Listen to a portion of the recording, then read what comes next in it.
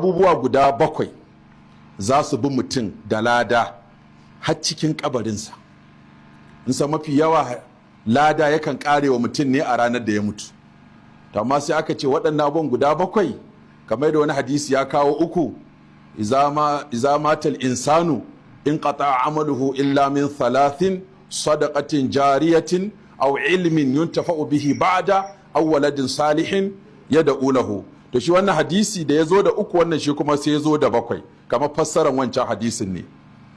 Sai ce saba'un yajri lil abdi ajruhunna wa huwa fi qabrihi ba'da mautihi.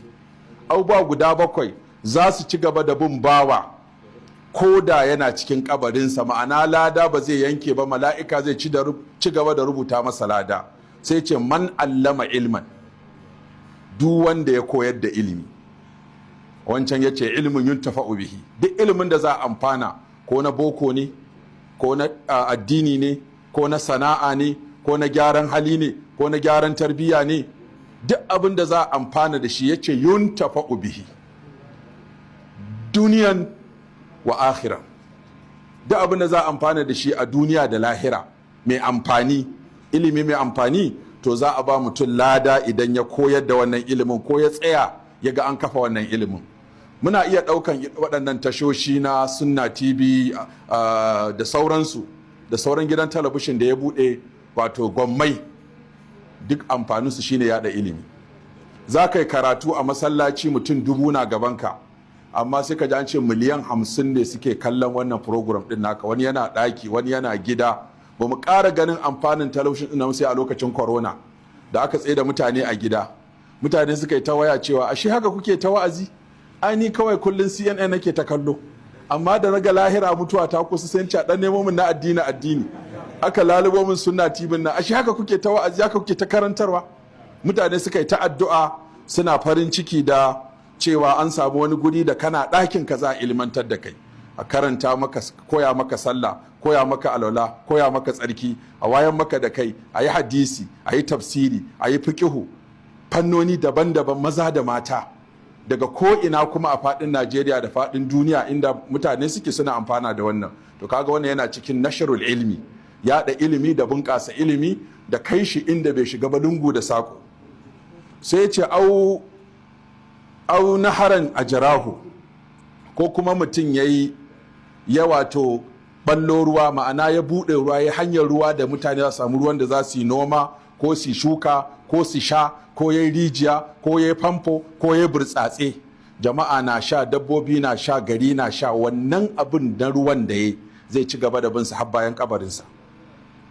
Augarasa nakhalan, ko kuma ya je ya dasa bishiya kamar dabino da makamantansu, mai 'ya'ya ko mai inuwa, ko wacce za ta tsare hamada, ko wacce za ta tsare wato abin da canjin yanayi. Ya shuka bishiya, ashe shuka bishiyar nan da gwamnati ke ta kira a yi domin a tare hamada, to mu a musulunci lada ne, duk bishiya kwaya ɗaya in ka shuka lada zai ci gaba da binka. Au bana masjidan, ko kuma ya gina masallaci inda za a yi karatu, a yi sallah, a yi wa'azi, a yi ɗaurin aure, a yi faɗakarwa, a yi sulhu, a yi maslaha. Duka waɗannan masallaci da sauran ayyukan da masallaci yake a musulunci zai ci gaba da samun lada. Au warrasa mushafan, ko kuma ya kawo alƙur'ani, ya bar gadon ƙur'ani, ko ya aje ƙur'anai a dinga karantawa, sawa'un masu tafsiri ne ko masu fassara ne. Domin an ce an taɓa yin zamanin da aka dinga yin waƙafin littattafai, sai mutum ya ce na yi waƙafin Bukhari nuska 1000, kuma na ɗauki nauyin mai karatun Bukhari da mai karantar da Bukhari. Saboda haka sai kaga kafin shekara 5 duk mutane sun iya Bukhari.